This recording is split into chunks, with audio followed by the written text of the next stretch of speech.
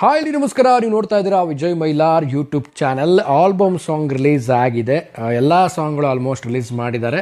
So ಇದು reaction ಅಂತ ಹೇಳಬೇಕಾ ಅಥವಾ ಕೇಳಿದ್ಮೇಲೆ ಹೆಂಗೆ ಅನ್ನಿಸ್ತು ಅಂತ ಹೇಳಬೇಕಾ? ಸೊ ಖಂಡಿತವಾಗ್ಲೂ ಈ ಸಾಂಗ್ಸ್ಗಳ ಬಗ್ಗೆ ಮಾತಾಡಲೇಬೇಕು. ಏನು ಕತೆ ವಿಚಾರ ತಿಳಿಸ್ತೀನಿ ಅಂತ ಹೇಳ್ತಾ ವಿಡಿಯೋ ಶುರು ಮಾಡ್ತಾ ಇದ್ದೀನಿ. ಶುರು ಮಾಡೋಕ್ಕಿಂತ ಮುಂಚೆ ಚಾನಲ್ಗೆ ಯಾರು ಸಬ್ಸ್ಕ್ರೈಬ್ ಮಾಡ್ಕೊಂಡಿಲ್ಲ ದಯವಿಟ್ಟು ಸಬ್ಸ್ಕ್ರೈಬ್ ಮಾಡ್ಕೊಳ್ಳಿ. ಇನ್ಸ್ಟಾ, ಫೇಸ್ಬುಕ್ ಹಾಗೆ ಎಕ್ಸೆಲ್ ಫಾಲೋ ಮಾಡೋದನ್ನು ಮರಿಬೇಡಿ. ಮೊದಲನೇದಾಗಿ ಹೇಳಬೇಕು ಅಂತಂದರೆ ಆಲ್ಬಮ್ ಸಾಂಗ್ಸು ಎಲ್ಲ ಸಾಂಗ್ಸ್ಗಳನ್ನ ರಿಲೀಸ್ ಮಾಡಿದ್ದಾರೆ. ಪ್ರಾಬಬಲಿ ನನಗೆ ಗೊತ್ತಿರೋ ಹಾಗೆ ಈ ರೀತಿ ಫಸ್ಟ್ ಟೈಮ್ ಅನಿಸುತ್ತೆ ಈ ರೀತಿ ರಿಲೀಸ್ ಮಾಡಿರೋದು. ದೊಡ್ಡ ಮಟ್ಟದ ಸಿನಿಮಾ, ದೊಡ್ಡ ಸ್ಟಾರ್ ಕಾರ್ಡ್ ಸಿನಿಮಾಗಳಲ್ಲಿ ನೋಡಿದಾಗೆ ಫಸ್ಟ್ ಟೈಮ್ ಈ ರೀತಿ ಆಲ್ಬಮ್ ಸಾಂಗ್ಗಳನ್ನು ರಿಲೀಸ್ ಮಾಡಿದ್ದಾರೆ.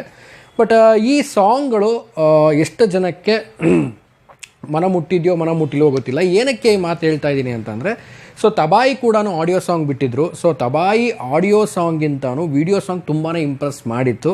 ಖಂಡಿತ ಹೌದು, ಯಾವುದೇ ಒಂದು ವಿಡಿಯೋ ಸಾಂಗು ಬಂದಾದಮೇಲೆ ಆಡಿಯೋ ಕೇಳಿದ್ರೆ ಒಂದು ಇಮ್ಯಾಜಿನೇಷನ್ ಕ್ರಿಯೇಟ್ ಆಗುತ್ತೆ. ಮನುಷ್ಯನ ಒಂದು ಸೈಕಾಲಜಿ ಪ್ರಕಾರ ಏನಪ್ಪ ಅಂದರೆ, ಆ ಸಾಂಗನ್ನು ನೋಡಿದ್ಮೇಲೆ ಆ ಸಾಂಗ್ನ ಮತ್ತೆ ಅವನು ಬರೀ ಕಿವಿಯಲ್ಲಿ ಮಾತ್ರ ಕೇಳಿದ್ರೆ, ನೋಡ್ದೇ ಬರೀ ಕೇಳ್ತಾ ಇದ್ರೇ ಒಂದು ಇಮ್ಯಾಜಿನೇಷನ್ ಕ್ರಿಯೇಟ್ ಆಗುತ್ತೆ. ಬಟ್ ಸ್ಟಾರ್ಟಿಂಗಲ್ಲೇ ಅದನ್ನು ಕಿವಿಲಿ ಕೇಳಿದ್ರೆ ಸೊ ಅವ್ನಿಗೆ ಇಮ್ಯಾಜಿನೇಷನ್ ಇರಲ್ಲ. ಈ ಸಾಂಗ್ ಹೆಂಗಿದೆ, ಏನು ಪ್ರೆಸೆಂಟೇಷನ್ ಇದೆ, ಯಾವ ರೀತಿ ಬರ್ತಾ ಇದೆ ಅನ್ನೋದು ಪ್ರೆಸೆಂಟೇಷನ್ ಖಂಡಿತವಾಗ್ಲೂ ಮೈಂಡಲ್ಲಿ ಬರಲ್ಲ. ಸೊ ಹಂಗಾಗಿ ಒಂದು ರೀತಿಲಿ ಹೇಳಬೇಕು ಅಂದರೆ, ಕೇಳಲಿಕ್ಕೆ ತುಂಬ ಜನ ಇಷ್ಟಪಡಲ್ಲ, ಫಸ್ಟು ನೋಡಲಿಕ್ಕೆ ಇಷ್ಟಪಡ್ತಾರೆ.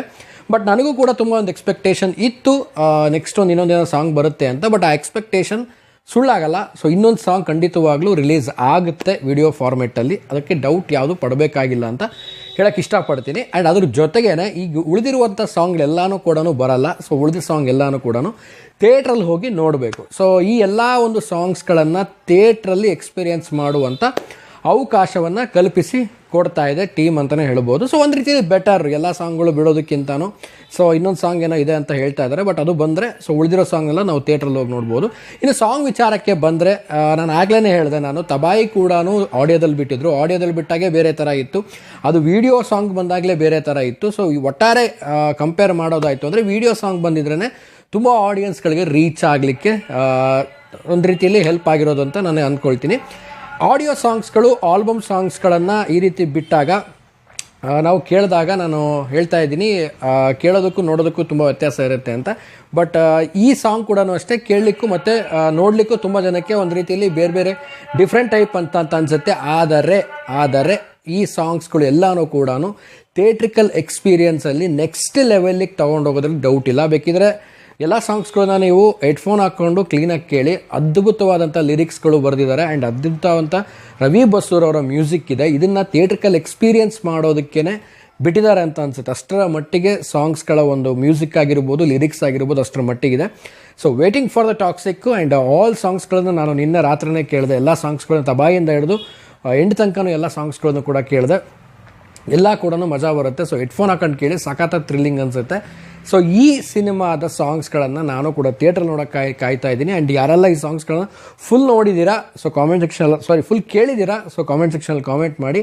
ಸೊ ಇದರಲ್ಲಿ ನಿಮಗೆ ಪರ್ಸ್ನಲಿ ಯಾವ ಸಾಂಗ್ ಇಷ್ಟ ಆಯಿತು, ಸೊ ಅದನ್ನು ಕೂಡ ಕಾಮೆಂಟ್ ಮಾಡಿ ತಿಳಿಸಿ. ಸೊ ಹೇಳೋದಿಷ್ಟೇ, ಸಾಂಗ್ಸ್ಗಳು ತುಂಬ ಚೆನ್ನಾಗಿ ಬಂದಿದೆ. ಥಿಯೇಟ್ರಿಕಲ್ ಎಕ್ಸ್ಪೀರಿಯನ್ಸ್ ಕೂಡ ನಾನು ಕಾಯ್ತಾ ಇದ್ದೀನಿ.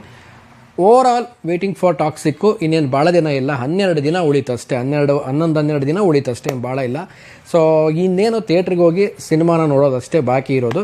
ಸೊ ಇನ್ನೂ ಎಷ್ಟೋ ಜನ ಮೆಸೇಜ್ ಮಾಡ್ತಾ ಇದ್ದಾರೆ ಟಿಕೆಟ್ ಬುಕ್ಕಿಂಗ್ ಬಗ್ಗೆ. ಸೊ ಟಿಕೆಟ್ ಬುಕ್ಕಿಂಗ್ ಬಗ್ಗೆ ನಾನು ಆಲ್ರೆಡಿ ಹೇಳ್ತಾ ಇದ್ದೀನಿ, ಕಾಮೆಂಟ್ ಸೆಕ್ಷನಲ್ಲೇ ಮೆಸೇಜ್ ಮಾಡ್ತೀನಿ. ಮಂಡೇ ಅಂತ. So Monday almost theatre list ಬರುತ್ತೆ. ಸೊ ಥಿಯೇಟ್ರ್ ಲಿಸ್ಟ್ ಆಗ್ತಿದ್ದಂಗೆ ನೆಕ್ಸ್ಟ್ ಡೇನೇ ಬುಕ್ಕಿಂಗ್ಸ್ಗಳು ಓಪನ್ ಆಗ್ಬೋದು. ಇಲ್ಲ ಥಿಯೇಟ್ರ್ ಲಿಸ್ಟ್ ಬಂದು ಒಂದು 2 ಡೇಸ್ ಆದಮೇಲೂ ಕೂಡ ಬುಕ್ಕಿಂಗ್ಸ್ಗಳು ಓಪನ್ ಆಗ್ಬೋದು. ಸೊ ಆದಷ್ಟು ಬೇಗನೆ ಬುಕ್ಕಿಂಗ್ಸ್ಗಳು ಓಪನ್ ಆಗುತ್ತೆ, ಯಾವುದೇ ಡೌಟ್ ಬೇಡ.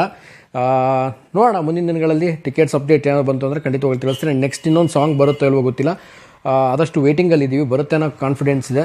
ಬರಲಿ, ಆದಷ್ಟು ಒಂದು ವೀಡಿಯೋ ಸಾಂಗ್ ಒಂದು ಬರಲಿ ಅಂತ ಹೇಳ್ತಾ ಸೊ ವೀಡಿಯೋ ಮುಗಿಸ್ತಾ ಇದ್ದೀನಿ. ಮುಗಿಸೋದಕ್ಕಿಂತ ಮುಂಚೆ ಚಾನಲ್ಗೆ ಇನ್ನೂ ಯಾರು ಸಬ್ಸ್ಕ್ರೈಬ್ ಮಾಡ್ಕೊಳ್ಳಿ ದಯವಿಟ್ಟು ಸಬ್ಸ್ಕ್ರೈಬ್ ಮಾಡ್ಕೊಳ್ಳಿ. ಇನ್ಸ್ಟಾ, ಫೇಸ್ಬುಕ್ ಹಾಗೆ ಎಕ್ಸೆಲ್ ಫಾಲೋ ಮಾಡೋದನ್ನು ಮರಿಬೇಡಿ ಅಂತ ಹೇಳ್ತಾ ಇವತ್ತಿನ ವೀಡಿಯೋನ ಮುಗಿಸ್ತಾ ಇದ್ದೀನಿ. ನಮಸ್ಕಾರ.